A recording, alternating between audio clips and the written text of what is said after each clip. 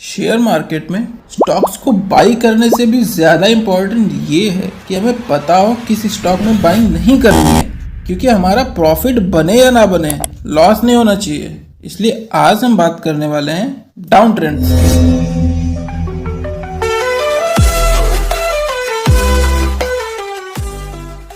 तो stock price जब ऐसे स्विंग्स बनाते हुए नीचे की तरफ गिरता है तो उसे डाउन ट्रेंड कहते हैं। और डाउन ट्रेंड का एक पैटर्न होता है कि प्राइस हर थोड़े दिनों में एक नया लोअर लो एंड नया लोअर हाई बनाते हैं।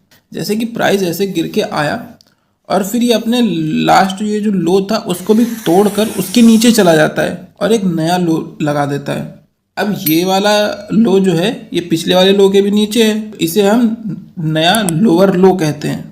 इसके बाद प्राइस फिर थोड़ा सा ऊपर जाता है, बट ये अपने पिछले वाले हाई को क्रॉस नहीं कर पाता है और फिर गिरने लगता है।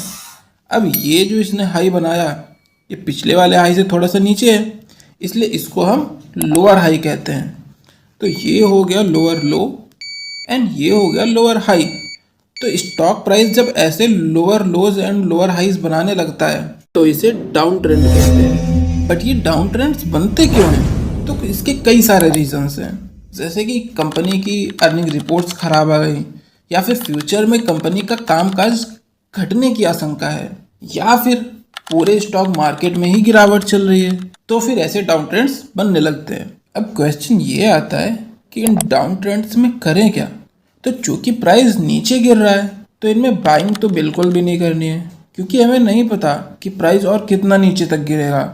हाँ, क्योंकि प्राइस नीचे गिर रहा है इसलिए आप इसमें सेलिंग कर सकते हैं, पोजीशंस को अपनी हेज कर सकते हैं, जो कि फ्यूचर एंड ऑप्शंस के थ्रू होती है। बट मेरी एडवाइस आपको यही रहेगी कि अगर आप मार्केट में नए हैं, आपको मार्केट का बहुत ज़्यादा एक्सपीरियंस नहीं है, तो आप फ्यूचर एंड ऑप्शंस से दूर ही रहें। और अगर आप ऐसी गिरावट वाली सिचुएशंस में कभी फंस जाते हैं तो सबसे पहले आप पैनिक में आकर अपने स्टॉक्स को सेल ना कर दें। पहले आप आराम से याद कर लें कि आपने स्टॉक्स को कितने समय के लिए बाई किया था। अगर आपने स्टॉक्स को शॉर्ट टर्म स्विंग ट्रेडिंग्स वगैरह के लिए लिया था तो स्टॉप लॉस हिट होते ही आप सेल कर दें स्टॉक्स को। बट अगर आपने थोड़ा सा भी लॉन्ग टर्म के लिए इन्वेस्ट किया था तो स्टॉक्स को होल्ड कर लें, क्योंकि मार्केट में ऐसे अप डाउन आते रहते हैं, बट लॉन्ग टर्म में प्राइस ऊपर ही जाता है। और थोड़ा सा न्यूज़ वगैरह सुनते रहें, सिचुएशन को समझने की कोशिश करें कि गिरावट किस वजह से हो रही है, तो आपको थोड़ा आइडिया मिल जाएगा कि चीज़ें कब तक नॉर्मल हो जाएंगी।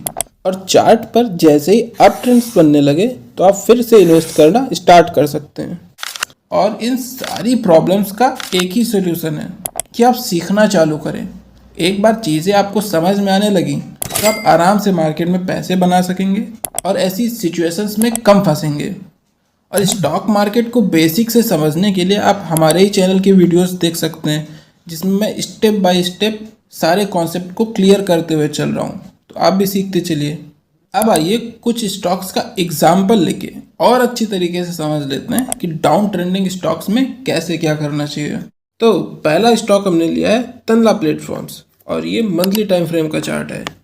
अब मंथली टाइम फ्रेम के चार्ट पे हमें क्लियरली दिख रहा है कि स्टॉक बहुत स्ट्रॉन्ग तरीके से डाउन ट्रेंड में है। ये देखिए, इसका पहला स्विंग, ये दूसरा स्विंग, ये तीसरा स्विंग और ये चौथा स्विंग।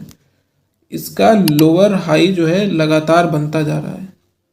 लोज अभी उतने नहीं बने, देखिए लो उतना ज़्यादा नीचे नहीं है, बट जो इसका ट्रेंड है ओवरऑल वो नीचे की तरफ है। तो मंथली टाइम फ्रेम पे ही देख के हमें क्लियरली समझ आ रहा है ये स्टॉक में इन्वेस्टमेंट करने लायक तो बिल्कुल भी नहीं है। अगर इसे वीकली टाइम फ्रेम पे देख लेते हैं, ये देखिए वीकली टाइम फ्रेम पे भी हमें बहुत ही स्ट्रॉन्ग डाउन ट्रेंड में दिख रहा है। ये देखिए लगातार इसके स्विंग्स नीचे की तरफ बनते चले जा रहे हैं। और इसे लाइन से कनेक्ट करने की कोशिश करें तो देखिए डायरेक्शन हमें नीचे की ही तरफ मिली, यानी कि ये स्ट्रॉन्ग डाउन ट्रेंड में है। तो इसमें इन्वेस्टमेंट तो बिल्कुल भी नहीं बनती है, क्योंकि ये प्राइस पता नहीं कितना और नीचे जाए। और अगर किसी को लगता है कि नहीं इसमें बहुत अच्छी अपॉर्चुनिटी आने वाली है, कोई न्यूज़ पॉजिटिव आने वाली है, तो इसमें हम कुछ लेवल्स मार्क कर लें, उसके ऊपर जाए तभी बाय करें। जैसे कि इसका लास्ट स्विंग ये लेवल था 1092 का, तो जब ये लेवल के ऊपर स्टॉक निकलने लगता है तो फिर हम इसे बाय कर लेंगे, लेकिन तब तक के लिए इसे अवॉइड करेंगे। ऐसे ही एक दूसरा एग्जांपल लेते हैं, जी एंटरटेनमेंट। इसका भी मंथली चार्ट देखिए आप, ये देखिए कितना स्ट्रॉन्ग तरीके से डाउन ट्रेंड में है। ये पहला जो हाई था इसका, उसके बाद ये उसका लोअर हाई, फिर अगेन ये इसने लोअर हाई बनाया और मंथली टाइम फ्रेम पे हमें ये क्लियरली डाउन ट्रेंड में दिख रहा है। तो हमें यहीं से इस स्टॉक को रिजेक्ट कर देना चाहिए कि इसमें तो बाइंग हमें बिल्कुल भी नहीं करनी है। और अगर कोई बहुत अच्छी अपॉर्चुनिटी आती है, कोई बहुत अच्छी न्यूज़ आती है, आपको लगता है कि नहीं ये स्टॉक अब भागेगा, तो आप कुछ लेवल मार्क कर लीजिए। तो जैसे कि हम मंथली टाइम फ्रेम पे देख रहे हैं, तो इसमें ये लेवल मार्क कर लीजिए। इसका ये जो पिछला इसका लास्ट स्विंग था, ये मार्क कर लीजिए कि कम से कम ये 173 रुपये का लेवल या फिर ये 300 का लेवल भी आप मार्क कर सकते हैं। इसके ऊपर जब निकलने लगता है तो फिर आप बाई करने का सोचें। वीकली टाइम फ्रेम पे देखते हैं। वीकली टाइम फ्रेम पे भी देखिए लगातार नीचे की तरफ डाउन ट्रेंडिंग हो रहा है ये स्टॉक। ये देखिए लगातार नीचे की तरफ स्विंग सिक्स इसके बनते जा रहे हैं। तो ऐसे स्टॉक से बच के रहिए। तो अपना अगला एंड लास्ट एग्जांपल लेते हैं, सुज़लॉन एनर्जी। अब ये स्टॉक देखिए, ये स्टॉक भी कभी 400 पे ट्रेड करता था, बट प्राइस जब एक बार गिरना चालू हुआ तो देखिए ये लगातार यहाँ पे डाउन ट्रेंड्स बनाते हुए जा रहा था। ये देखिए जब ये 400 से 20 रुपये गिर के आया तब सबको लग रहा था कि भाई इतना गिर के आ गया 400 से 20 रुपये, अभी और कितना गिरेगा। बट चार्ट पे मैं दिख रहा था कि ये अभी भी डाउन ट्रेंड में है, अप ट्रेंड में नहीं आया है, अपने हाइज को क्रॉस कर ही नहीं रहा है।